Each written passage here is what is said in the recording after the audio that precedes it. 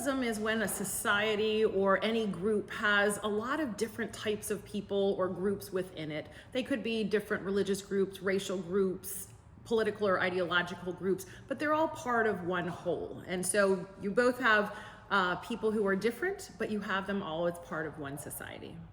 Pluralism is absolutely tied to many of the freedoms that we enjoy: freedom of expression, freedom of speech, freedom of religion. Because in a diverse society where you have lots of different groups coming together and none of the groups have absolute power or absolute control over everything, you have to find a way for all of them to coexist and for all of their voices to be included and find home in that diverse society. I think free speech and inclusion are two sides of the same coin.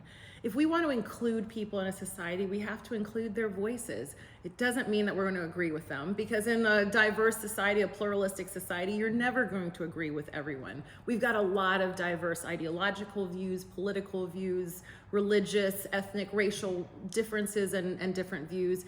And so it's just important that everyone has the opportunity to express themselves through freedom of speech, through freedom of expression, through freedom of religion, and that we have a space for that. We include those voices, and we know that even though we won't agree with everyone who's expressing themselves, they have a place to express themselves in a pluralistic society.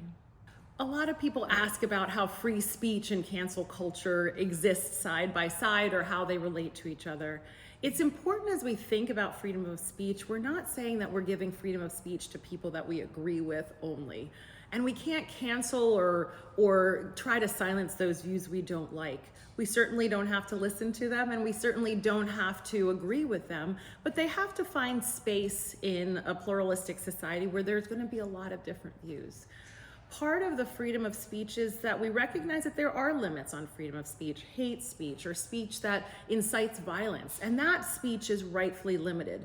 But speech that we don't like because we disagree with someone still has a place in a pluralistic society. And what we have to recognize is, as we protect the rights of those who we disagree with to speak, we're also ensuring that they don't have the right to silence us or cancel us as we're expressing views which they may not like.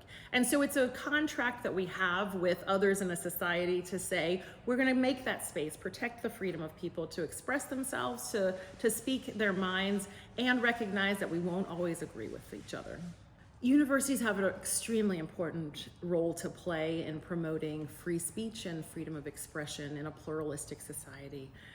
They are the home for many students during really formative years, and universities can recognize the role that they play by fostering debate among people who have very different views, and to really promote civil discourse around those differences of views, to recognize that there's an importance of including diverse views in conversations, not silencing those views which some or others may not like, and really fostering among their student body the ability to sit with someone who you disagree with, to make your case well, to listen well, and to agree to disagree on certain issues, but also to respect the fact that the other person has the right to hold those views.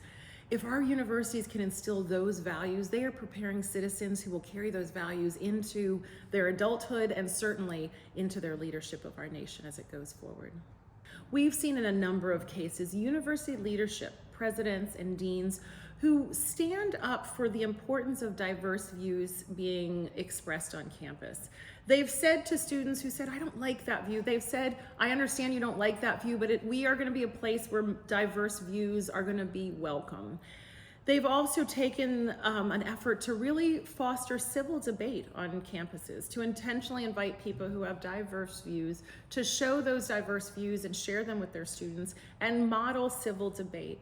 We also see a lot of great student activism that seeks to reach across the aisle, reach across differences, whether those are racial or ideological, political, religious, to talk to people who are different, who come with a different background. And it doesn't mean that we'll all agree. It doesn't mean that we will all necessarily end up on the same page. But it does show that in a pluralistic society with many people of many different backgrounds and different beliefs, that there is the opportunity to bridge those divides through conversation and through sharing of civil conversations.